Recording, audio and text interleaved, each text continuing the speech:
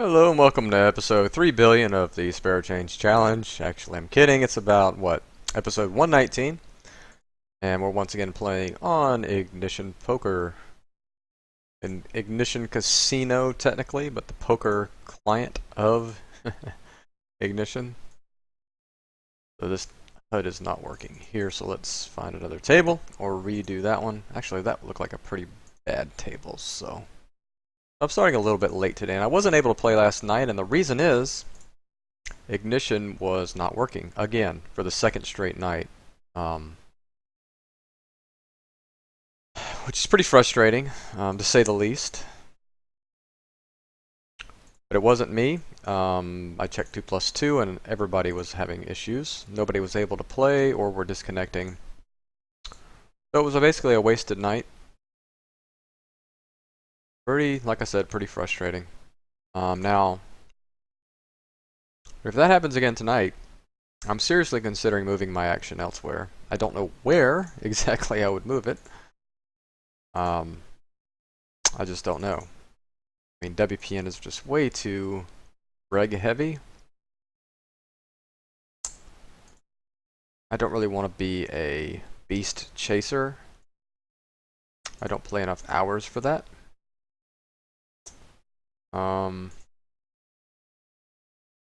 So, I mean, what are my other options? Sports book. Wow, this guy makes 2 pair and just calls the river. That's really strange. You should be raising that for value, at least leading the river, right?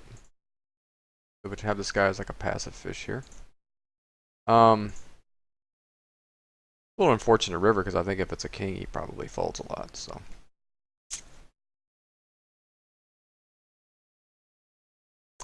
But anyway, this is a check call spot on this river.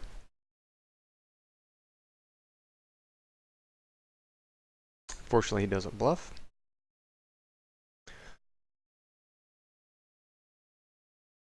And I was check calling regardless of whether I hit the 7 or not. Ace high was good enough there. So I just don't know. I mean, there's sports. What is it? Sports betting or bet online. I mean, I guess is maybe worth looking at again.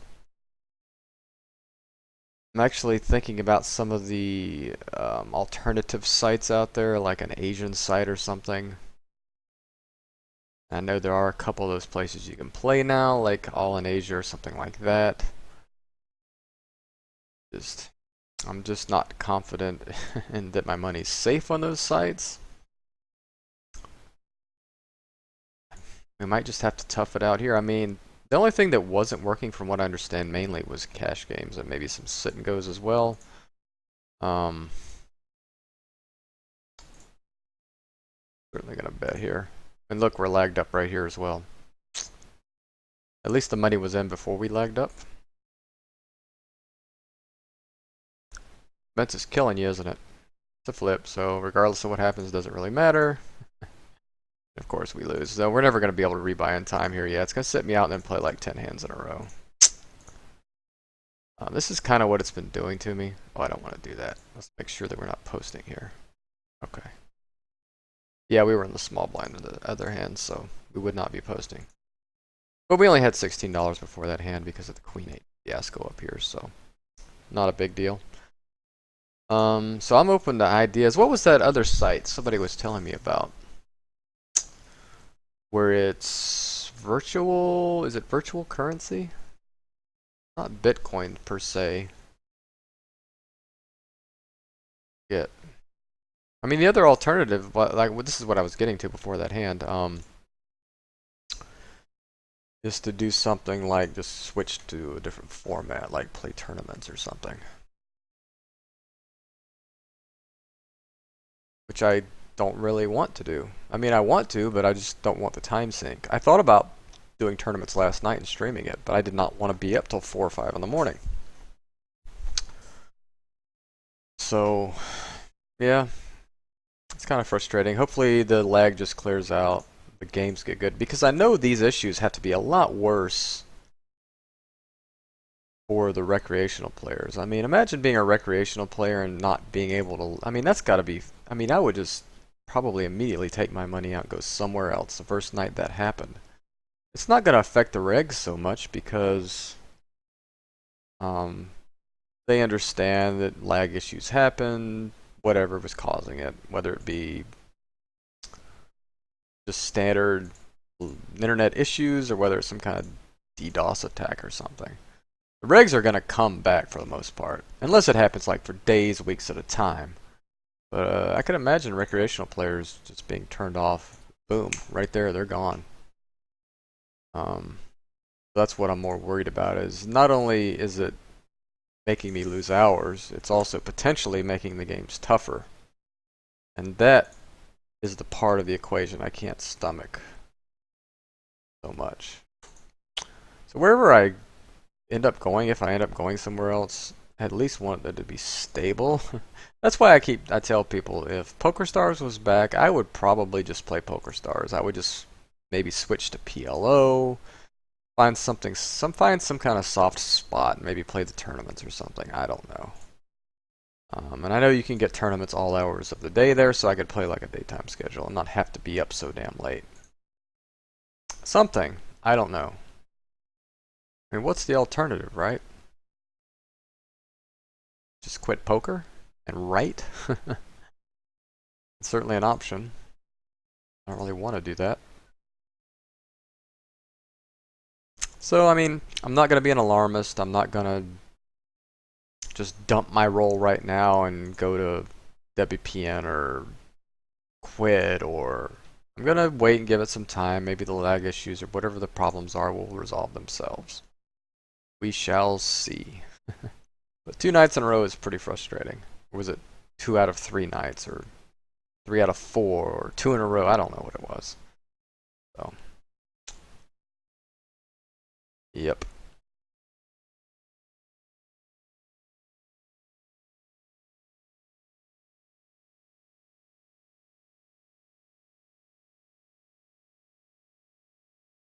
I'm reading the 2+2 forum right now. There's a few new posts. I'm going to see if there's any new information on what the issues are here currently on the site. Actually, there's a post supposedly on Facebook in regards to it. Here we go. This is a post by Ignition Poker, or Ignition Casino 3 hours ago. We've recently been experiencing software issues that are impacting some of our players' gameplay. We are aware of the issue and are working diligently in getting it resolved as quickly as possible. We're sorry for any inconvenience this may cause you and thank you for your understanding. Isn't that like the canned answer? Right? That every poker site gives? It's like they just cut and pasted that. Anyway. I think we're old here. I mean, that doesn't really tell us anything, right? Except the fact that they're aware of it, which I guess is good. Good that you're aware of it. Whether they can do anything rapidly.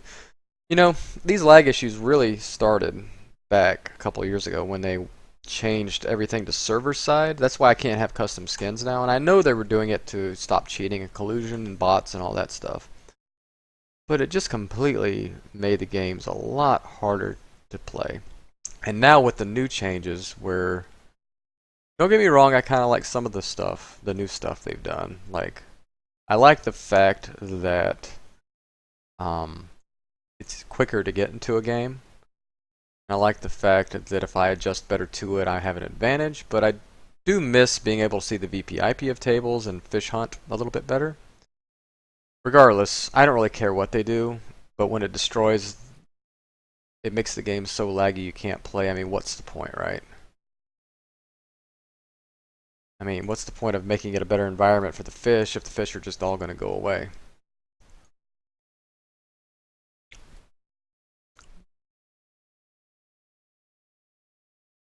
I think Jack 10 suited I would call here, but this guy's kind of reggy, so I'm kind of wary about a limp raise here.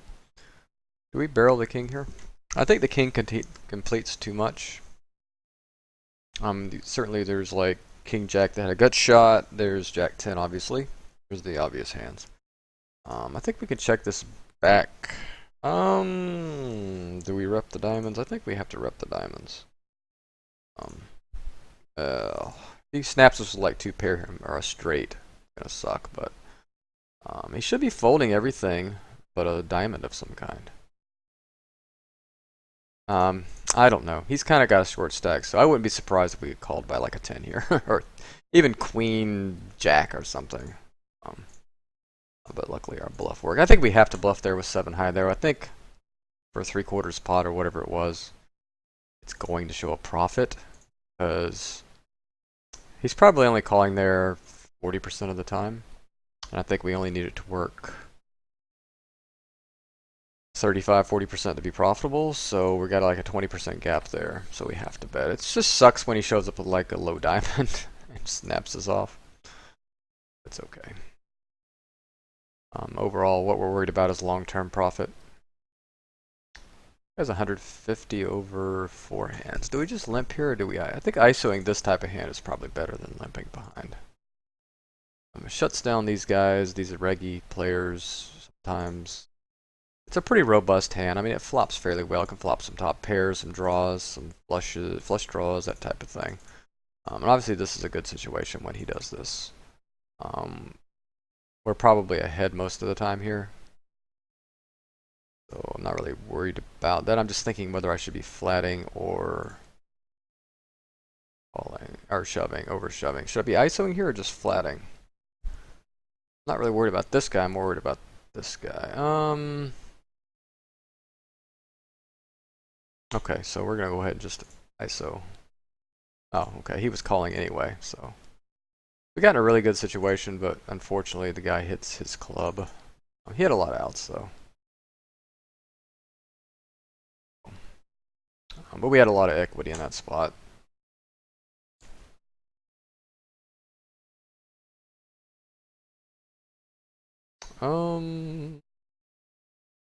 Yeah, ace 10's good enough. Good enough for me. And like I said, this month we're going to take more aggressive routes. We're going to do a lot more isolating. Instead of limping behind like we kind of were being a little too passive last month. We're going to go for these, more of these type lines.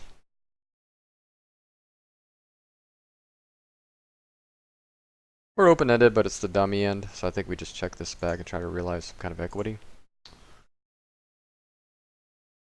And sometimes we just have the best hand and it gets to showdown.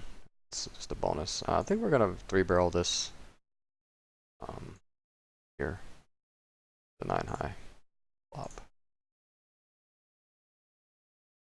I think it's just a good spot. There's going to be overcards peeling off a good majority of the time before the run out ends, and we're just going to rep it. I don't think there's any value here. Maybe we could get some value from like 2-pair, but I mean, against 2 players, it's just way too likely somebody's going to have a 4 or 9 here. 9 not necessarily. Don't know if this is worthy of a... This would be awful thin. Oh, okay. Well, it didn't matter anyways, because it frickin' checked me down. Crap. Crap.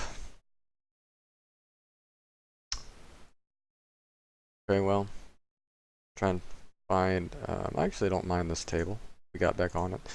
So we're in a fairly... Well, it's not complete vacuum. This is the first time this guy's 3-bet, though. And I usually like to give people credit. It's pretty close. It's cutoff. If this was button versus cutoff, I would have already had the money in. But it's cutoff versus hijack, which is a completely different animal. So what do we need? How often does he need to be 3-betting here is the question. I think he needs to be 3-betting at least. He can't just be doing only super value hands. He needs to be doing this at least 6%. So he needs to have like 9s in his range, ace queen in his range.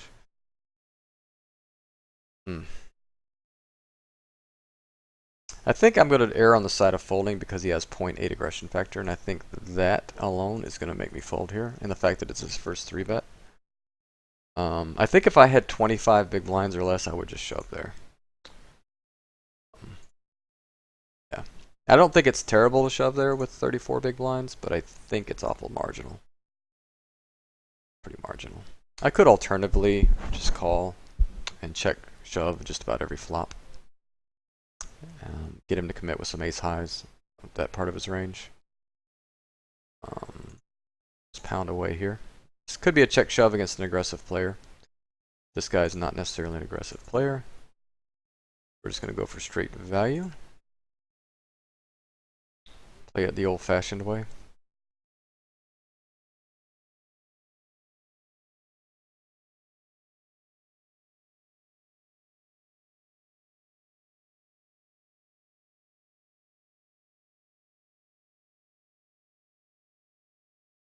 Wow, I dropped 2 buy-ins on that table. How'd that happen?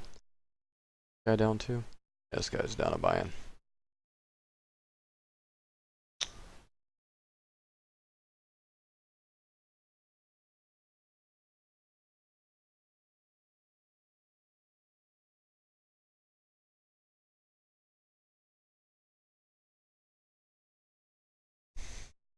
So yeah, nothing of interest from that Facebook post, except the fact that they've now acknowledged the issue. Weeks, I'm telling you, I mean, there's been issues all along. It's just gotten really bad the last 3 days.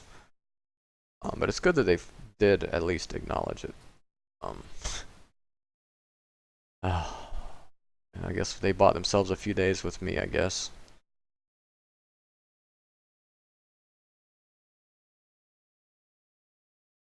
I mean, the bad thing is I just don't have any alternatives, right? It's not like I can go from Poker Stars to Full Tilt or Party Poker or any of those, you know, decent options. I don't have any options. This is kind of the only game in town for what I want to do, right? Really sucks. Screw these guys in Congress that passed the UIGEA and all that good stuff. They talk about freedom, but try to take away freedom at every turn. Thank you for the follow. I do appreciate that. Emma, man, I'm terrible at pronouncing these things. I think it's Emma Lamas or Emma Lamas. Thank you very much. I do appreciate the follow. So we'll open the Queen Jack here. Get rid of that.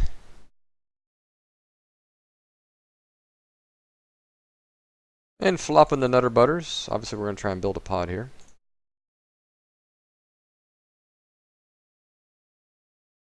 That's a pretty bad turn card.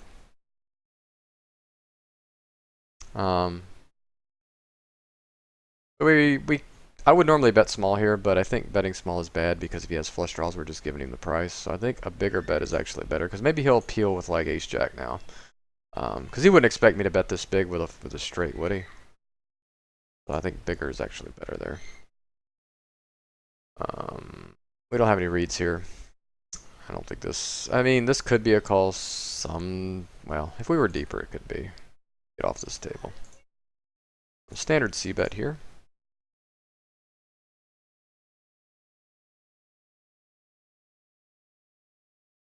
This table doesn't look that great. I don't know about this one.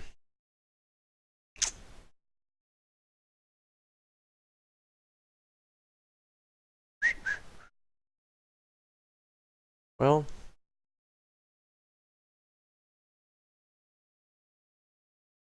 yeah, I don't think this is worth sitting at.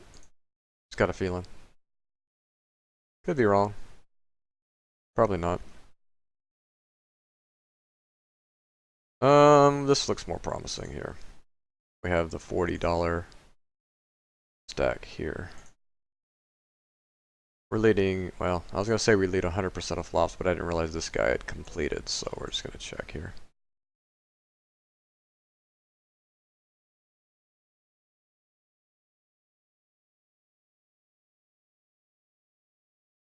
I was going to say this could be an okay card to bet.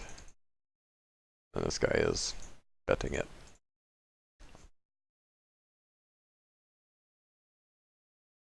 Another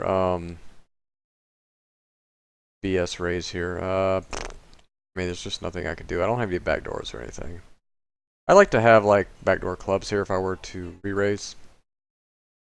And this hand just plays itself. Even though this guy's going to have a fairly tight range most of the time, I have queens. I'm not folding for 23 big blinds, 24 big blinds. Ace-king offsuit, I could maybe think about folding there. Queens are just too powerful. Standard c-bet again.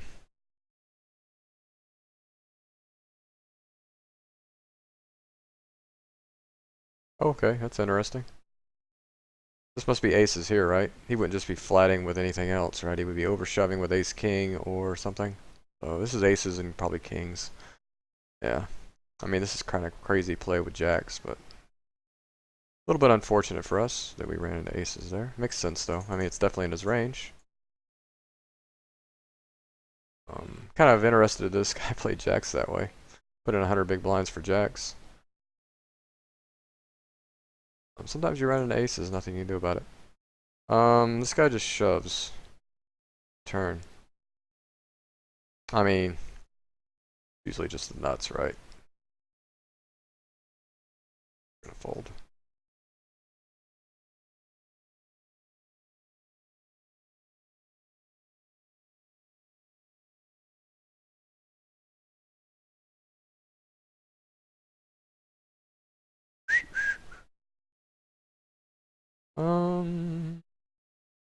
He has a short stack, but he doesn't really look like a fishy short stack necessarily.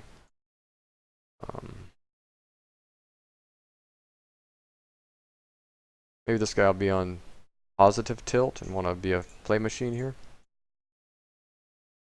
So a gut shot got there, but I can't be concerned with that right now. Have to keep building a pot. I mean, two pair or king X might shove this turn anyway, so it's not like he has to have a straight. We're open-ended. It's kind of a dirty open-ender, but we have an open-ender and it's an ace-high board, so we're definitely going to bet. This guy is a pretty strong 3-betting range, I would imagine, in this spot. Not 100% necessary, but yeah, I'm just going to go with my gut feeling on that. I mean, he's got to think the money's going in there a lot because I'm short, right? So either, I mean, he could obviously just be thinking, well, he doesn't mind the money going in with his king-queen since he's versus a short stack, but I don't know that people necessarily have that mentality. Oh, okay. Well, what is it? Ima? Once again, butchering your name. Sorry about that.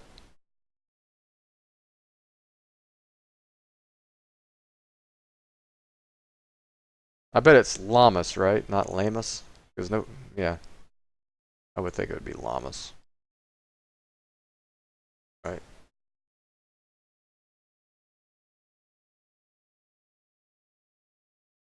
We have overs. We're just gonna bet big and shove the turn with backdoor flush draw with it. So that's like 7 outs. We have to just protect our open here. I think that might be the way to phrase that. We can't just open and then just fold. Any Tom, Dick, and Harry that wants to. I mean, I just think we have to maximize our fold equity on the flop. That flop doesn't really connect that well to anything. I think this has to be a fold with the jacks. And I don't think this is a good table here. That might seem kind of crazy to play, because couldn't I just get the same information by betting $2 and folding, right? I mean, that's definitely a good argument. I mean, true. But I think maybe getting him off of a low pair there. Not that he would ever have that, honestly, because I was so short. But like just cutting down his floats with like king high and ace high and whatever, you know, just making him, because I only have jack high, right? So I can get him off any of his queen high, king highs and maximize that. That's kind of what I'm doing there, because I think when he calls it, that's usually what he's got is something like that, not 6-8, which obviously he had that, and we now know he's kind of fishy for calling with that. Because it's just not going to show a profit, even though he's in position versus a short stack, right? We're going to go ahead and play this. And I had 2 overs in the backdoor flush. I mean, that backdoor flush is kind of huge. If we want to barrel off versus this type of player. I think he puts it in with top pair, right? So I think we just have to barrel off here. right? Because doesn't he just shove with a king on the flop, just like he did last hand? Raise with it. Sometimes we have the best hand here, but I still have to try and get him off a jack. I'm not necessarily going to fold a jack that often, but I think he might fold like, I don't know, fives. And he doesn't fold a jack. So, yeah, that kind of sucks. I mean, he's not beating it, he's just kind of a bluff catcher on his part. But, I mean, I can't blame him for calling, and maybe I now have a read that he's a calling station, but I still have to kind of try, though, because I think some players will fold a jack there. And I think I'm going to get folds there often enough. And on the other hand, sometimes he's just going to have like queen high or something. It's very difficult for me to check call with ace high there. So I don't really want to get bluffed on that river. So I think betting is better. And I think a bigger size to try and get him off a jack is better than a smaller size. Because he's folding the rest of that crap regardless. So just unfortunately, he hero called. Nothing we can do about it. I don't know if we want to play heads up with this player. Probably not. I think he might be more of a reggish type player. So we're going to leave this table. Find a better one.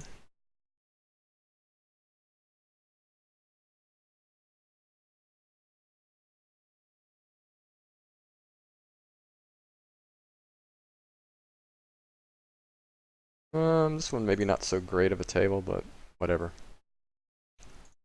Maybe we'll try one more. Come back to this if necessary.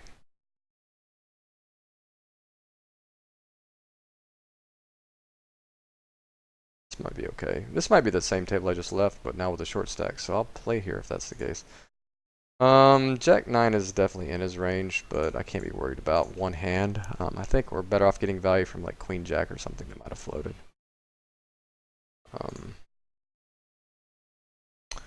there any value here? I mean, I guess from a queen. But I don't think the queen will necessarily call a shove. I think I just bet call it off here. Yeah. I mean, I had too much invested to fold, so. I'm pretty sure he had like Queen Jack there. Queen 9 maybe sometimes. Or 8x, or maybe pocket 9s. We're gonna find out. He had an 8, yeah, he had ace 8. I like my non-shove on the river because I think he just folds that, right? Not sure about this table. This one is not good. Got a lot of tables to get rid of here.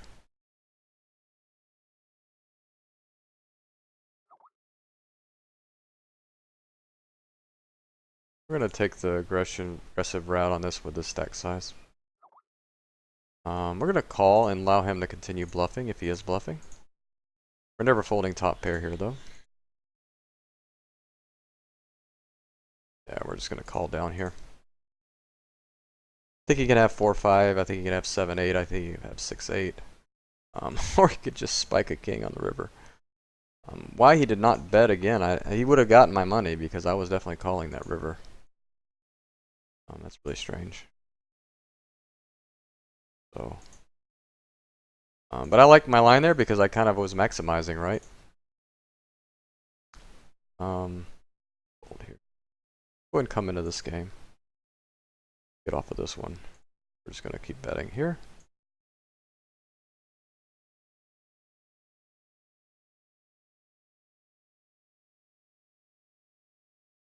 What? I don't want to leave that one. What the hell is going on there? Okay, so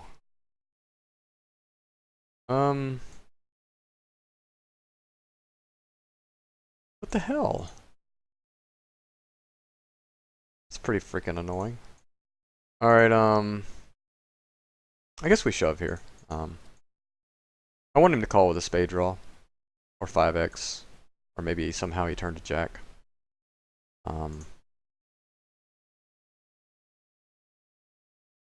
It could look like I'm on tilt there as well.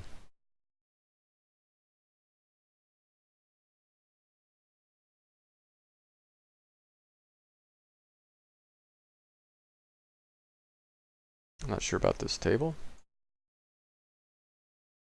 Love it or hate it type board. I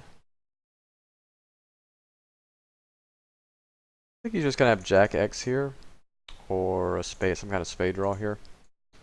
A lot. That's a pretty horrible river card.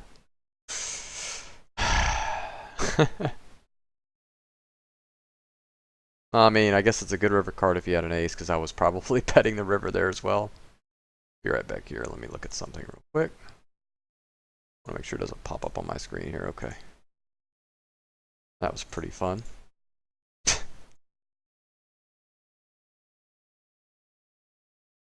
He might have flopped like a flush there, and he was just trying to maximize against what he probably perceived me to have an ace or something, so. Fine. Who would have got paid?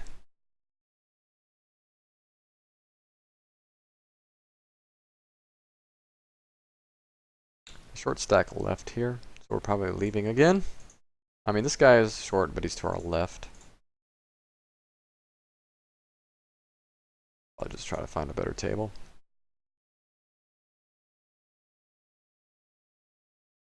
Not probably. We're going to do it.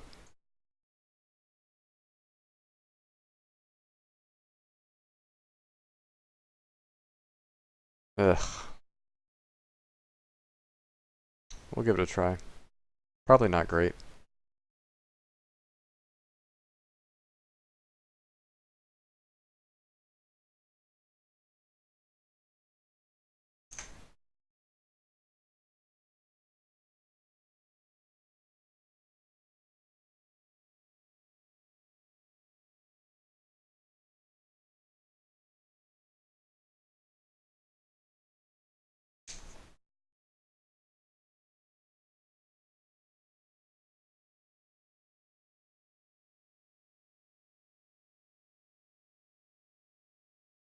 Lost my chat. Where'd it go?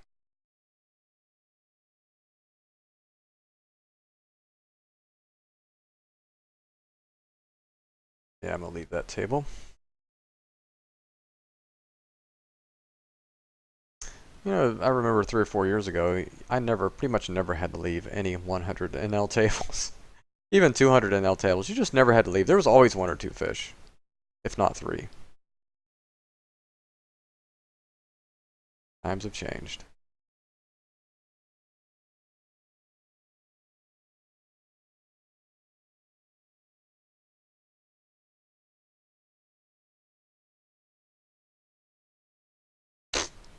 Not that table again.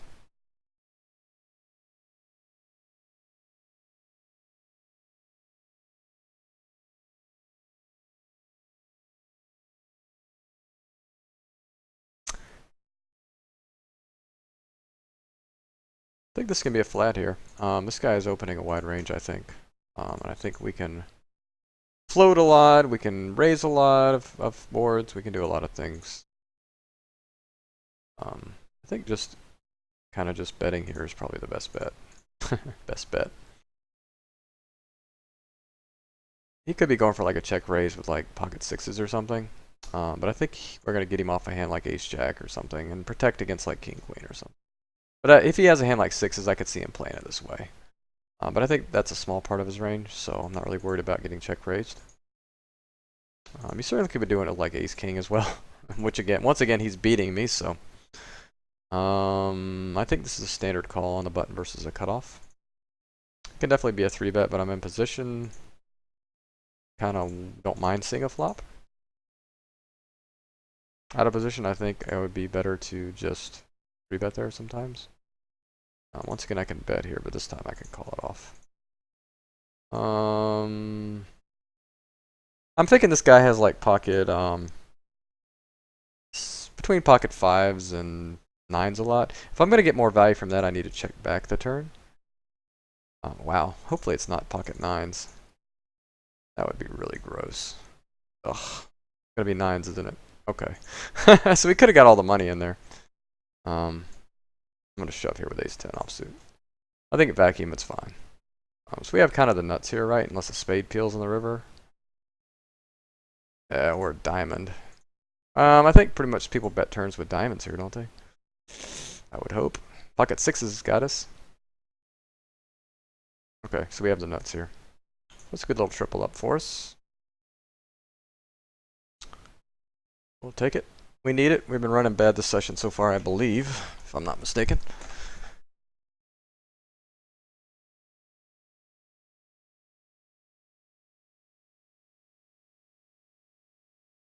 Yeah, it sucks this guy didn't get the money in with Queen 10 over there a minute ago. But I had to play against what I thought his range was. I think my play was fine. I think he's just hard for him to have a queen worse than ours a lot of the time. Oh, get off this table. Hurry up! Hurry up! Oh, that table again.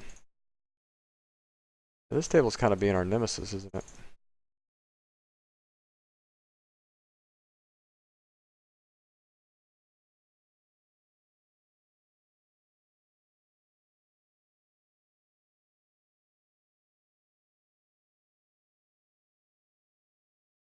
I think this guy could have small pocket pairs a lot. I think we get value from those. I think it's just a small bet fold. Whoop, I don't want to leave that. And we're going to get raised if he has a queen, obviously. A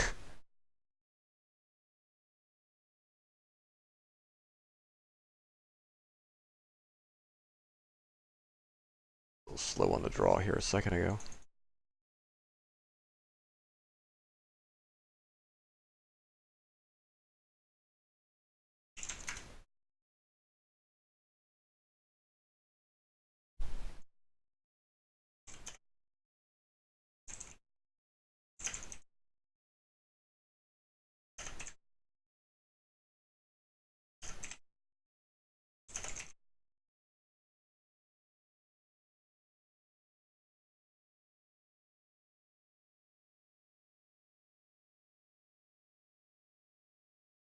Alright, it's probably that same crappy table.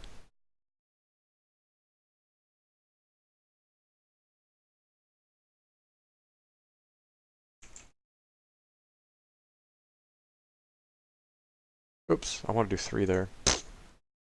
4 is okay though.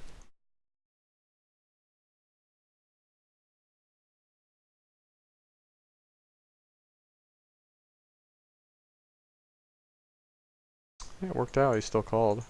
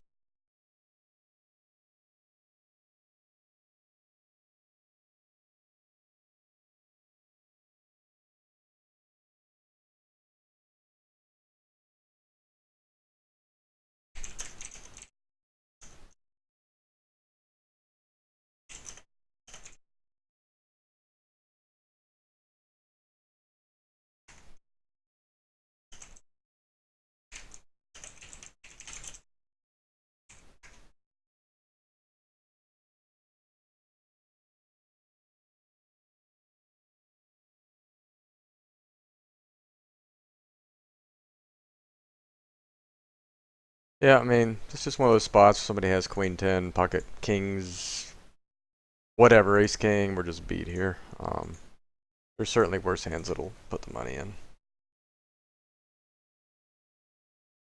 Namely king, jack, you know, like club draw with an ace. Well, that's kind of hard because I have an ace, right? The ace of clubs. But I'm certainly not going to flop 2 pair and just hit. I can't check. I mean, I could check, but I hate to give free cards.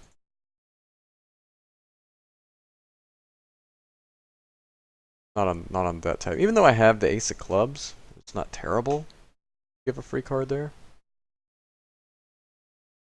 I still think betting's best. I think there's worse aces that'll call 2 or 3 straights. Why not try and get them to call? Or kings or jacks or flush draws or whatever. Certainly worth the try. This looks like a promising table. I guess 950 means he's not going anywhere.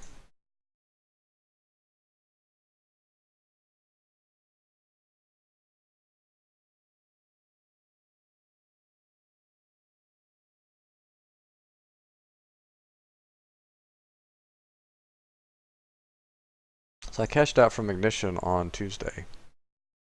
And they said it would probably be processed within 72 hours. And we're getting close to the 72-hour point. And I still have not received the money. I mean, I'm not really worried. They've been pretty good over the years. Usually they do quicker than this, though. Bitcoin's gone up $150 since I cashed out. I hope that I get the benefit of that. Hopefully it doesn't crash right when my money comes through.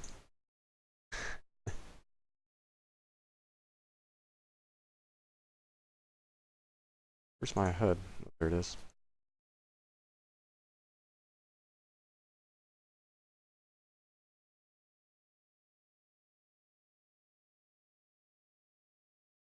I think I have to call here. I certainly could just have the best hand. I think I have to protect. Honestly, they just think I have to stack here. Yeah, I think he could just check shove with like ace king or something.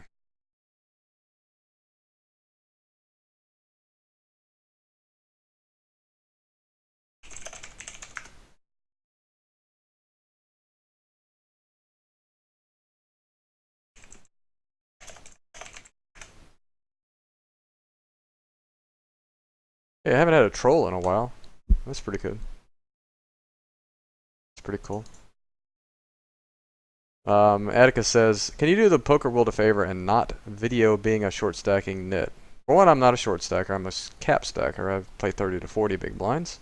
There is a difference. I play post flop. And I'm not a nit. A nit would be something like a 16-12. I'm more like a 28-23, 24. Sometimes a 30-27. Just depends on the game I'm playing in. More fishy games, obviously I'll be tighter. But the games are getting tougher, so normally my VPIP would, by just as a matter of course, would be coming down. So I think I was something like 25-20 last month. That's certainly not nitty stats. So yeah, do some research before you comment. Thank you. But yeah, I appreciate the input. I'm not gonna change just for you. Yeah, it's all about your perspective, man. I'm assuming you're a man. Um, don't look at it from that perspective. I mean, short stackers are normally really bad players, right? So you don't. Why would a bad short stacker being on your table make it a bad game? They're just going to give you your money, give you their money. All you got to do is just learn the ranges, learn what the profitable 3-bet ranges is against them and the calling ranges versus them. Just learn their style of play. I mean, read my book. I mean, it's all in there. It's kind of a gift to you full stack players. All you got to do is read my book. You know what a professional short stacker is thinking. Profit. But of course, 99% of the short stackers out there are not doing it because they want to be a professional short stacker. They're doing it because they only have 33 bucks in their account. And they're bad. And they're just taking a shot. So don't ever be upset by a short stacker sitting out. I look for tables with short stackers. Not because I have effective stacks with them. No, because they're normally bad players. So you should see. It's almost like that movie. Did you ever see Hidalgo? Where he's out in the desert, right? And the locusts come. And most people, when they think of locusts, they think of it as like in a biblical sense, like it's a plague, right? When really it's a gift. Because he can eat it, he can feed it to his horse. He basically saved his life in that movie when the locusts came. So that's the way you should see short stackers, is they're kind of a nuisance, unless you know how they play. But once you know how they play and know how to treat a bad short stacker, it's like a gift from above, right? So yeah, it's all about your attitude, man. Repping that I was just c-betting here.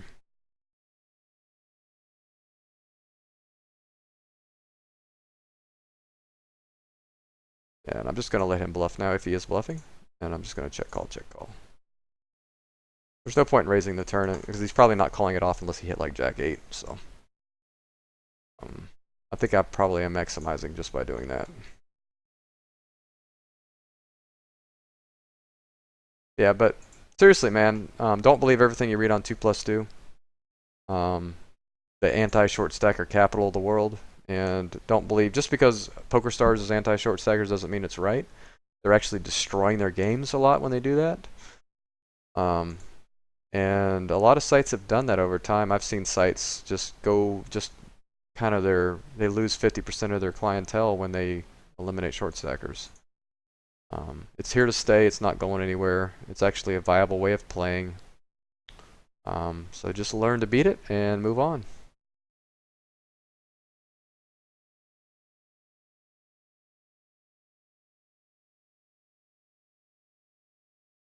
See what that guy had over there. Yeah, this guy that bet the turn for $7 here, he had 9-3. So he's floating the flop to take it away on the turn, which is kind of what he's going to be doing most of the time when he doesn't raise that flop. He's just hoping I don't have an ace and he's going to take it down. So I kind of reverse floated him and gave him a chance to bluff the river. Unfortunately, he did not bluff the river. Yeah, whatever. We've definitely maximized in that spot, though. The only thing we could have done better is maybe bet a little bit bigger, but maybe he doesn't float if I bet a little bit bigger, right? So that may have just been a hand played perfect. And that's a rare thing, so I do celebrate it when it happens.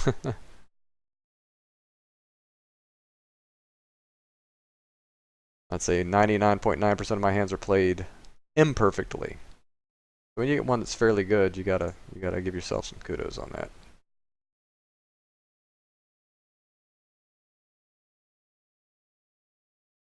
Yeah, no hard feelings or no bad feelings towards you, Attica. I don't blame you for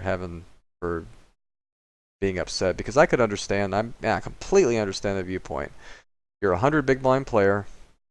You're just, or whatever your starting stack is. Probably, I'm assuming 100 big blind standard quote unquote stacks that was an arbitrary stack size that was invented years and years ago that everybody just now thinks is gospel, right? And most sites have just inherited. So I know you've learned this. By the way, it's a terrible stack size. I mean, if you raise and you get called, you're basically having like a 13 SPR with your top pair of hands, and that's just a terrible place to be. So you'd much rather have 250 big blinds, right? So yeah. Anyways, I'm off on a tangent.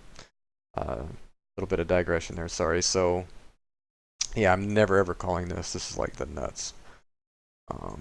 Yeah, or that. I was about to say, or a big draw. Regardless, I'm either flipping or he has me crushed there. I mean, I may have slightly misplayed that hand, seeing as he's a passive player. I probably should have just went for a call situation. But I'm talking about other stuff, so yeah. Just as good as I played this one, I equally played this one as poor. At least I can recognize that, right? So I forget what I was exactly saying. What was my point? So yeah, I can understand your viewpoint on being 100, because that's what you're trying to learn. You want everybody just to conform and kind of just play the game you're playing. That way you know what you're getting into when you play a game. You kind of can get in the deep spots where you're doing second, third level thinking. And the game is kind of, for a lot of players, it's become that nowadays. They're just trying to play really well and outsmart equally, or just outsmart other smart players. But historically, even though people played bigger stacks back in the day, I mean, Doyle Brunson was not traveling the country or the world looking for the best players to play against. He was looking for bad players to play against. So that's where the money is in poker. Anyways, my advice is take it with a grain of salt. That's a bad turn card. Is learn all stack sizes and how to play all stack sizes, and have respect for your fellow man first of all, because you don't know why somebody's short stack. Just could be because they don't have any money, right? And they want to play higher. It could be because somebody just feels more comfortable with lower SPRs, which there's nothing wrong with that. But just don't just learn how to beat a 100 big blind stack player. or a 200 big blind stack player, learn to beat a 30 big blind stack. Learn to play 20 big blinds, and you're gonna be like you're gonna be like a much better player over the long term. Because if you ever play tournaments, which a lot of players do, most players aren't full-time 100% cash game. They'll dabble in tournaments at least. If you learn to play 10 big blinds, 20, 30, 40, 50, you're gonna be just a monster tournament player with cash game post-flop skill. All right. That's all I'm going to say about that. I don't necessarily think you were trying to troll me there. And if you were, it's fine. I'm armed well enough to defend myself.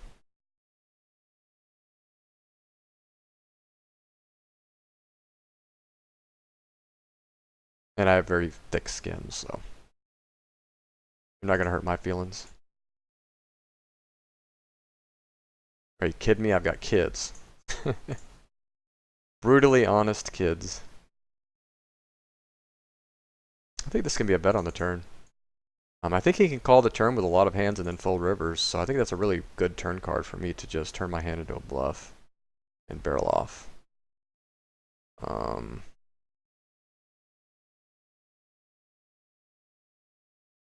gonna have to think about that table. Short stacks to the left. This guy's like broke, so I don't really necessarily want to take his less. So it might not be worth going for the $4, $5. This guy is like really aggro, so I think raising pre-flop here is a bad idea. I think this can connect with a lot of his crap, so I'm gonna go ahead and put it in. And weird, he had queens there. He had like the super top of his range, right? But he was surprised to see that hand. But he's stolen 5 out of 5 hands now. That would have really sucked if I had had like jacks there, because that was kind of what was happening last month. I was getting these spots where these people that are like raising every hand or just having like the super top of their range. I'm using that word super a lot. Is that like my safety word today? I don't know. See if we can find another table up here. I've never been one to conform with what other people tell me to do, and in fact I usually have just done the opposite in the past. I'm really obstinate about that, so I'm always trying to do something different. And I think that's what I do here. That's what I've done in poker. I just want to be different. I'm not necessarily saying it's the optimal way, and I've never claimed to be some super smart professional that just knows everything. This is my niche. This guy's doing this really wide. I wish I was a little deeper here. See, this is one of the spots I wish I had 150, 200 big blinds. Unfortunately, I can't buy in for that, right, on this site. Hey, Gio. Good to see you, man. I see you just popped up. Good job on the results lately. If you don't know, just Mr. GOC, one of the guys that follows my channel here, has been absolutely just crushing WPN up to 10 and L, doing a short stacking strategy. I'm assuming it's similar to mine. Correct me if I'm wrong. But he showed me his graph earlier, and if he doesn't mind, I'll show his graph to everybody here. His red line's like that. It's pretty sick. I'm envious.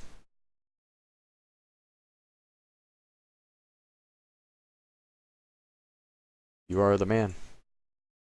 And I'm not so sure that 10 and L is any less tough than 25 or 50 and L on that site, so I'm interested to see how you do moving on up.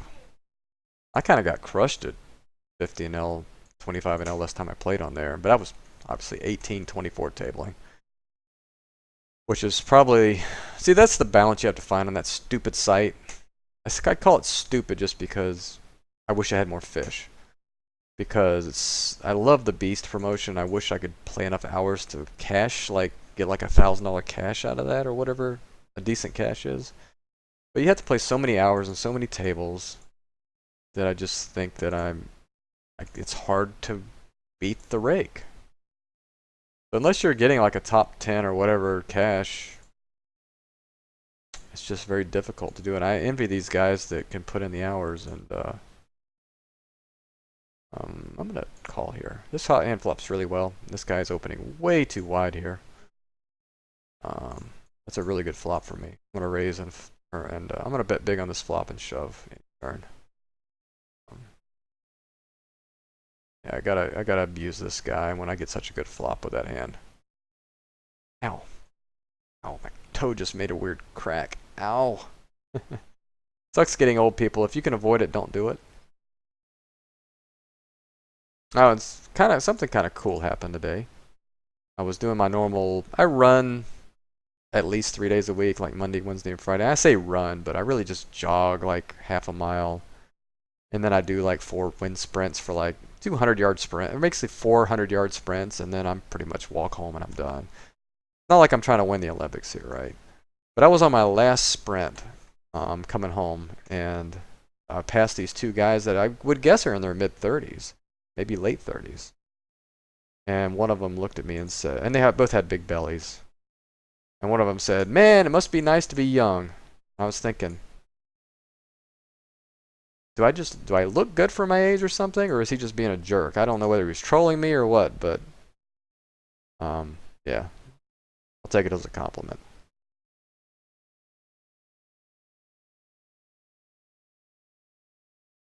So I'm kind of proud of myself because I have worked my ass off the last couple of years to get the weight off.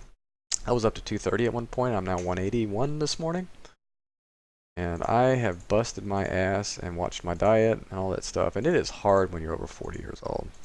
You guys have no idea, unless you're over 40, obviously, which some of you might be. But it is a challenge every day. Especially somebody like me that I'm like a junk food junkie. I just love to just stop and get like a #2 at McDonald's or whatever, or go to my favorite thing is to go to a convenience store and get those nasty burgers, that they have sometimes just have mustard on them, but sometimes nothing on them, and you microwave them, they wrinkle up. I think you know what I'm talking about. This guy's a little tight. I don't think I'm gonna check shove here. I think I'm gonna just have a bet and get it in. I mean, I just have to blind versus blind with only 19 big blinds. I just have to. If he has a flush, he has a flush. Not much I can do about it.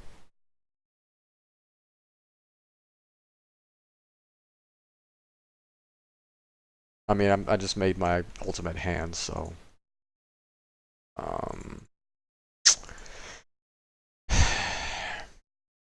Is it possible to get called by worse here?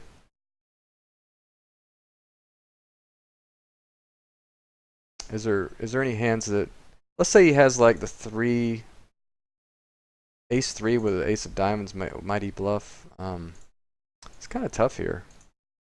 I can't bet fold. Okay, I'm just gonna check call here because I think maybe he has like the ace of diamonds or king of diamonds and he'll bluff, or maybe queen 10 will shove here. If he has a diamond, like I said, if he has diamonds, I'm just paying him off. So,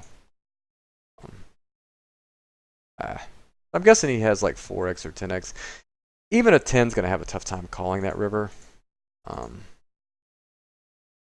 So gonna suck. If he has queen, well, he won't have queen 10 because he's betting that river. He had a 3, so I do like my line there. He had 9-3. Because I just don't think there's any. I mean, I guess I could bet $3 on the river, and I thought about doing that. But I think I'm just losing value when he has like a busted turned diamond draw, and he's gonna bluff that sometimes. I don't know. I don't know. That's an interesting spot, and I wish I knew the answer to that question.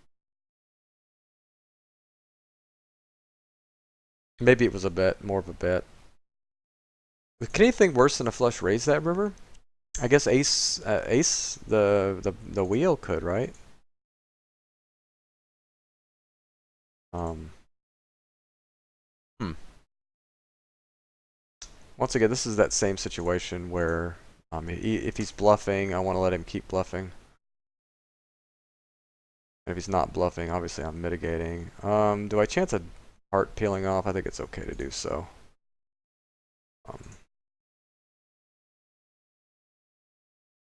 Yeah, I think he just had a bluff. He was never calling a raise or a bet there. So I think I like my line there once again.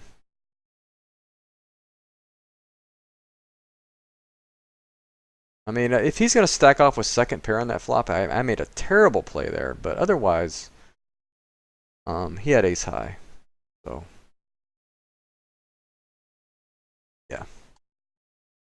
optimal line, I think. So I'm in the cutoff here, and there's no small blind. This guy shoves on my cutoff open. He's showing 20% 3-bet so far. That's 1 out of 5. This is 2 out of 6. Well, unfortunately, I think he needs to be 3-betting way too often for me just to, in a near vacuum. Not quite a near vacuum. Well, it's a slight. Well, okay. I have information here. It's not a complete vacuum. So if he shoves, thinking he has to shove 18% here for me to call. Is he shoving 18%? A lot of times this will be small pairs, and is he ever doing this with king jack, queen jack? I think we're going to see a lot of ace highs here. I'm just not doing very well against his range here. I'm going to fold. I think if I had a little bit less, I would call there, like $18 or less, I would call there. I think it's close. It's very, very close there, honestly. It's very close. I think me being in the cutoff makes it a fold. I think if I'm on the button, I go with it.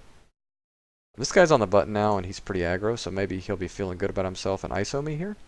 Oh, actually, he's not on the button. He's in the cutoff. Yeah, I suck. I can't even read the frickin' board. The table, right? I don't even know where everybody's seated.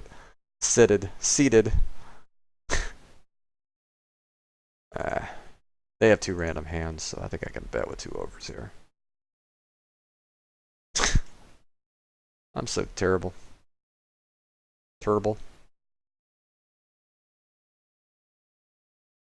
Hey, Mr. Marlboro.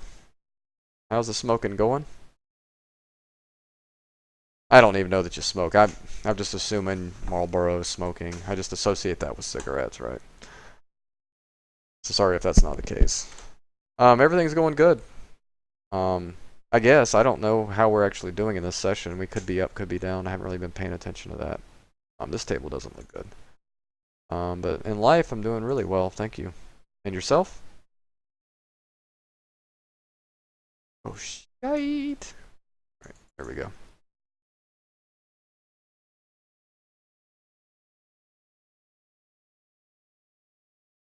Okay, this is a good spot for a small 3-bet. This guy's opening really wide again.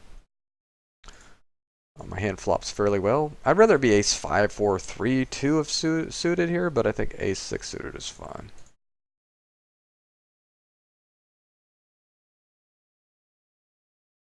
It looks really strong when a short stack does this, so it should. Assuming he's a aggro reg, right? It's much infinitely better than calling, and I think I was calling in that spot sometimes last month, which is not necessarily super minus EV. Super, there's that word again. But it's definitely less optimal than just doing the small 3-bet. I'm gonna try and mix in more of that. Definitely mix in more of that. I'm just trying to play better. I mean, I think I turned into like a passive. I don't know what you want to call last month, but like I was almost passive on scared money or something. It's like I'm just trying to let the money come to me instead of trying to go after the money. Now that makes sense. I actually think I said that fairly well. I need to be going after the money more.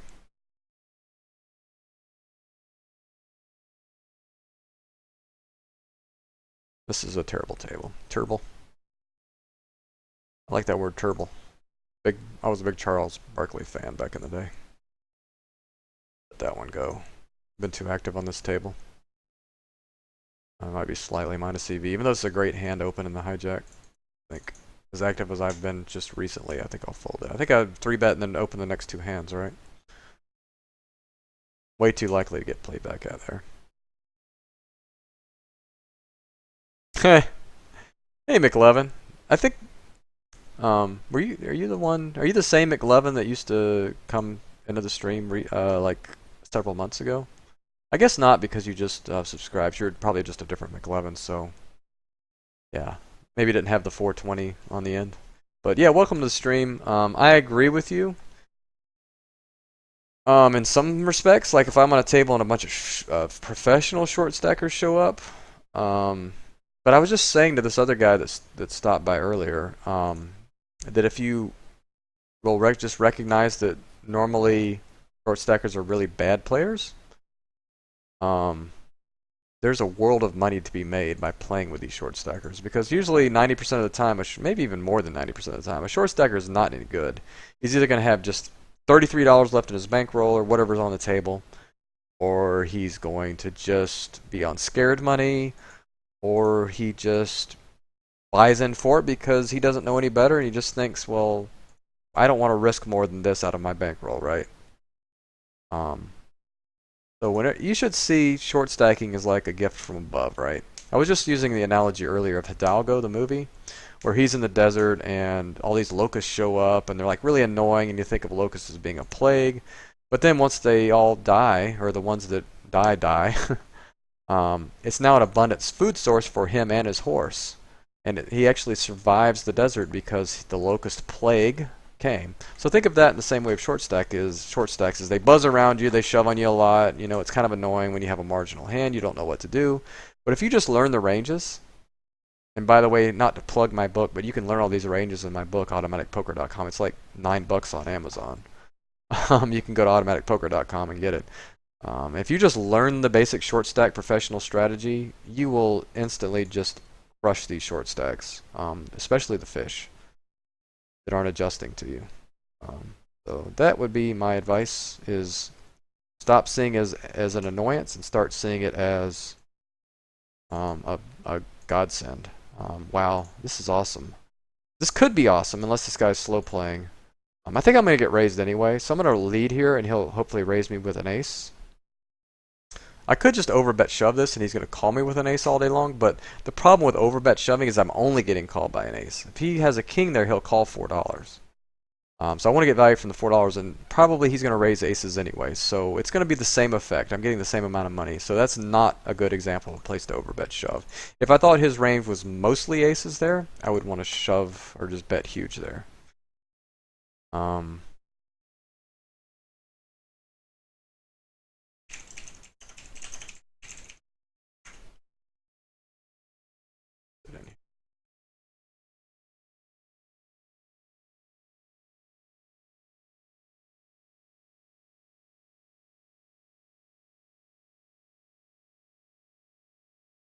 find a link here for a friend of mine. 1 second.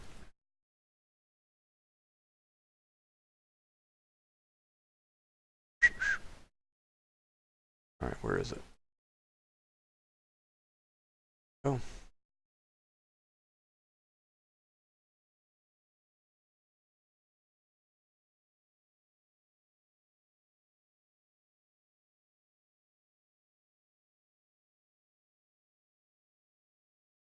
We're going to lead with the backdoor flush draw.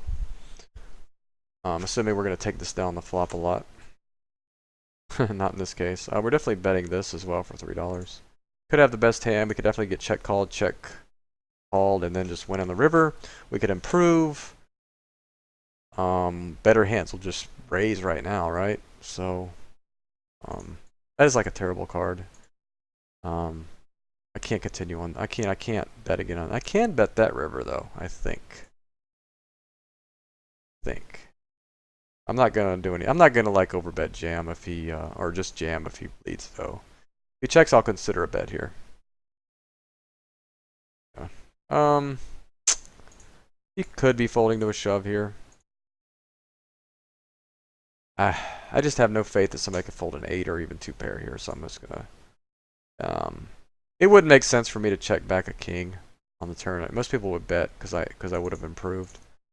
But he looks kind of reggy, so I'm not gonna give him a chance to make like a really good call against me. When all I had invested was my c-bet basically in open.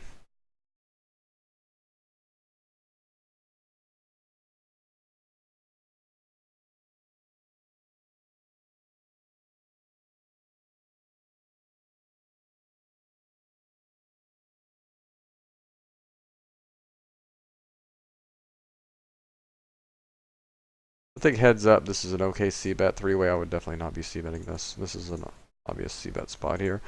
It's not the worst turn card. There's definitely hands I beat. And I think I just have to bet here. And he'll have a 6 and a 7 sometimes. But he'll just have a 5 other times. So And we beat all of his fives, except for ace five, which we rivered him on. That's kind of lucky. Sure he'll hate that.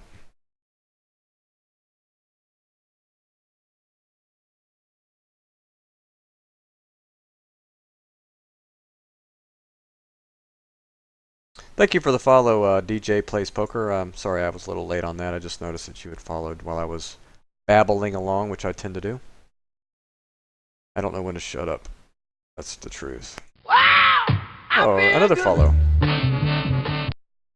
Alright, what kind of sucker did I get to follow me this time? I'm just kidding. You're not a sucker. The email hasn't come through yet. So whoever just followed, thank you very much. I'm sure I'll see the, I'm going to see about the ace-high board. The queens. This can sometimes be a check back. And I think it's okay in position to also see about this. I kind of like having backdoor something, diamonds or something when I do this, but this guy's 0-0. So I think he's just going to have like, well, it's only forehand, so never mind. Forget that read. I'm pretty much done with the hand now. It's not out of the realm of possibility that he'll have like a 5 high flush draw now and check it down with me. But most of the time he'll just have like ace-x here. Right. Or 7. Could have quads. Quads would probably play it that way. The fish is on the button, so I'm going to fold to 10-8. Find a better table on the bottom left here. I got a late start, and I don't really want to play past 5, so I'm just going to quit in like 7 minutes. We'll try and get a few more hands in here before I do, though. And then we'll see how much I'm down today, because I'm pretty much feel like I ran really bad today.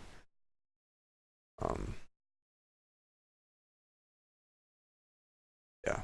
I mean, I would be amazed if I'm not down, like, at least. And my chat messed up again. Okay, there, fixed it.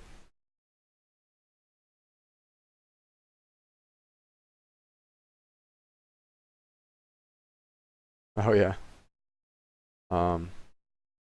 Yes, if you read what McLovin said,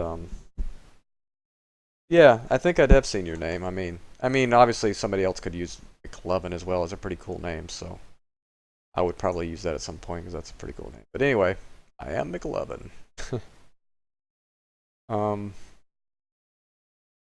Yeah, I'm not exactly trying. I'm not trying to be like the big ambassador of the short stackers or anything like that.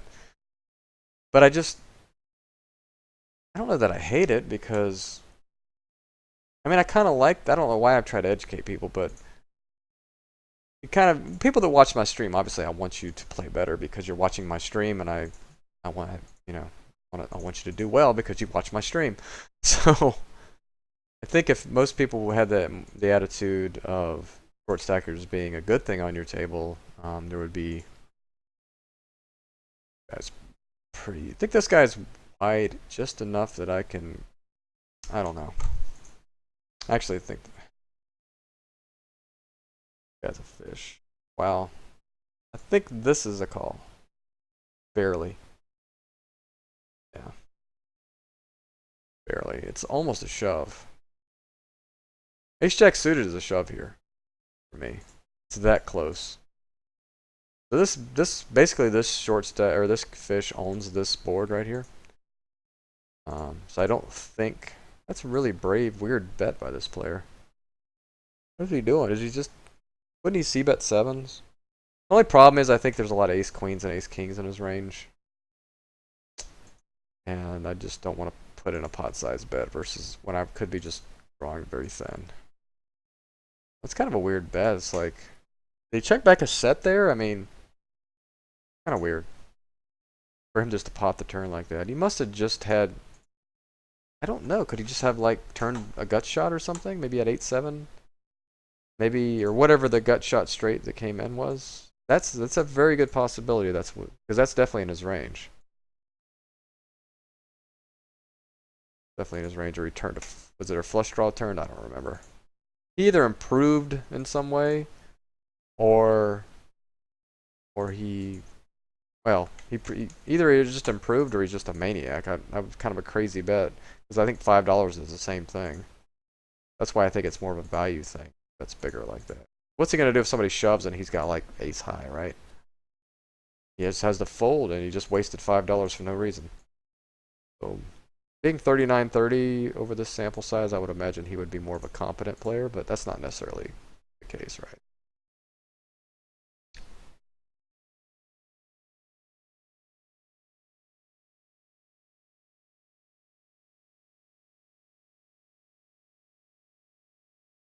Where's my money? Well, it's after today, if I don't have my money, my Bitcoin money from Ignition, I'm gonna have to email their support or talk to their live chat because they said 72 hours and I follow up when people don't hold up their end of bargains.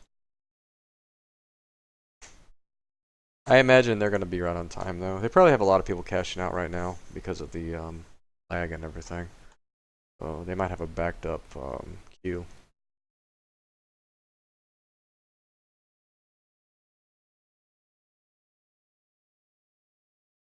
Alright, so I only got 3 more minutes. So I'm gonna go ahead and I guess I don't have time to wait on this one. I'm gonna go ahead and sit out next big blind on these. I think this is once again a good board just to lead on. A limp shove just to mix it up here. Guy looks like he could be the type to raise very wide. It's kind of inferior if he's not doing that because then I could just raise fold if he had a hand that he could 3-bet. See, this sucks. This is just really bad luck on my part. Hindsight's 2020, but you know, we can't know that he's sitting there with eights. We're certainly folding to a 3-bet if he did 3-bet, and he would be 3-betting that hand. So it's just kind of unfortunate. It's just wrong place at the wrong time type situation, right? Just sucks to do it right as we're about to quit to dump a buy-in. But it's a plus EV play, so I mean a lot of times he'll just have like 9-10 suited or crap or ace-9 or fives or fours that he'll just put it in with us. So overall against the range that he should be doing that with or will be doing that with, I think we're definitely plus EV. It's just one hand, right, out of a million. So it's just gonna happen. It just sucks when it's always right when you're trying to end a session. And now it's gonna be even a bigger loss for me. I'm gonna guess I'm down 100. I mean, I really don't know, but I guess I'm down 100. I mean, it just feels like I've lost a lot of all ends. And I think I've only won a couple, so. But it's okay. I'm really not trying to pay attention to that. I'm just trying to play good. Well, good, well. Play well. There you go.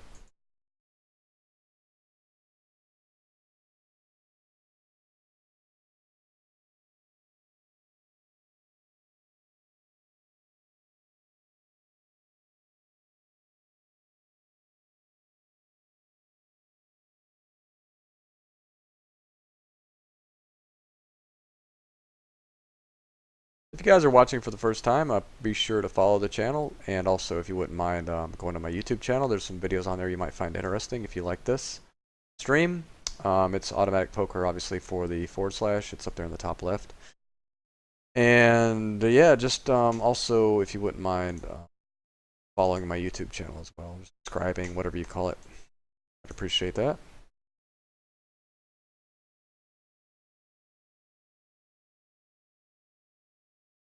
If you want to learn more about what I'm doing something called the Spare Change Challenge. You can find out information on that as well. Actually, I just had a blog post today that'll have a link to that Spare Change Challenge. I just updated my results for May. Or actually, an update. I just posted my results for May in a blog post today, and that's at automaticpoker.com, and just click blog, and it's the top post. Just to see how I did last month. And you can find a link for the Spare Change Challenge exact YouTube video in that within that post. Well,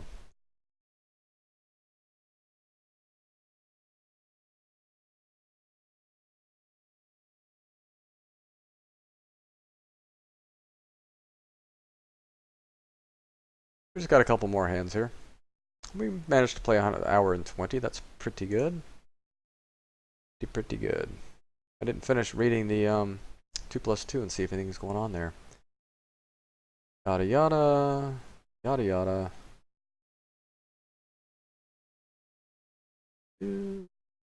Same old crap. 2+2 is just a big cesspool of worthless information. Every once in a while there's something useful on it, and that's what I'm looking for.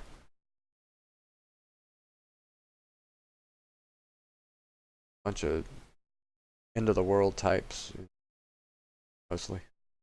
Sky is falling.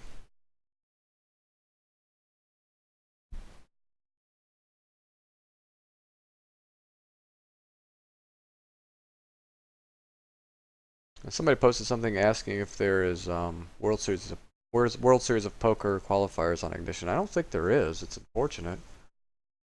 I would be interested in maybe trying to do some of the steps or something, or trying to get in.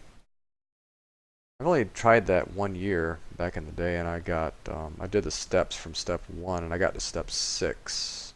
I got 3rd place. First place wins the package. I think I won like $3.5 grand for 3rd place or something, which is pretty good considering I think the first step was $1 buy-in back then, something like that. That was pretty fun. Actually, was playing very nitty in that sit and go. I was just trying to get like, I think it was a 9-handed tournament, 9 or 10 sit and go. I was trying to get at least 6th place, which I think paid 500. I was just making sure I made 6th place, and then I kind of just won a couple flips, and then I had like an all-in with 8s versus 7s to be chip leader and possibly be winning a main event package, and it was, I had him covered slightly. It was going to be like I had 90% of the chips in play, and he won that, and I was down to like 10% of chips in play. So I win that 80-20, and who knows, maybe I go play the main, and maybe it's a different story. I actually did get staked into the World Series 1 year. Guy offered to give me a full ride. I won't say who it was, but it was a guy that had been staking me for a while. And I guess he saw potential, so he was going to stake me full ride for the full World Series, play as many events as I wanted, whatever events I wanted, all the way up to the main, right? The day before I was flying out there, I'd already bought the ticket and everything. I already bought the hotel room, everything. The day I was flying out, was it the day before or the day after? I mean, the day before the day of. I may have been flying out that afternoon, actually. I think it was the morning of the day I was flying out. I got rear-ended. A guy hit me going 50 miles an hour with my kids in the car, my wife in the car. And I was turned like this talking to my wife, and it hurt. I mean, it's amazing that I wasn't really hurt. I still actually can feel a tweak every once in a while when I turn my head the wrong way. That's just another story. But the main point is, I was worried about my kids. I was worried about my wife. Some kind of effect showing up while I was gone. I just didn't go. I just canceled the trip. The insurance company paid my hotel back because it was non-refundable at that point because it was too late in the game. They paid my plane ticket back and everything. But it was disappointing. That was 2012. It was the year Black Friday happened. And, I still always wonder what might have been if I had been able to go that year, you know. And I haven't had that opportunity since. I can't afford to do it, and I haven't been offered staking. I haven't really sought it out either. If somebody offered, I would do it. I'm pretty sure on plus EV. It would be a lot of fun. But yeah, we're going to go ahead and end this table. End the stream and see how bad we got on today. Wow. What do we... break even? So that last all-in I just lost caused us to have a break-even session. I'm pretty happy with that, though. We were about... I think I was right at just below 4 when we started this session. I don't think I had updated that because we were down like $25 yesterday. That's really weird. I think we're basically... I think it was $39.89 when we started this session. That is so weird. I've had that happen before. I've played 400 L sessions. And at the end of the session, I've been up $1, or down $1, or down 30 cents, or something crazy. It just always amazes me when all this money's flying around and I end up landing on pretty much where I started. So we had a couple break-even days, basically, but as you can see, we ran terrible today. And we still broke even, so that must be a good sign, right? We were up $100 2 days ago. So, you know, we're still doing okay. We're going to keep grinding away and try to run the bankroll up to where we're going and beyond. So thanks again, everybody, for watching the stream. Or if you're watching this on YouTube, thank you as well. Remember to click the follow, like, whatever buttons you can find, subscribe to my YouTube channel, and follow me on Twitch. And that's just about all I have to say today. Hopefully I get to play tonight if the poker gods allow and if Ignition Poker allows. And I will be streaming it if it's the case and I have the ability to. So yeah, everybody enjoy the rest of your day. We'll talk to you later.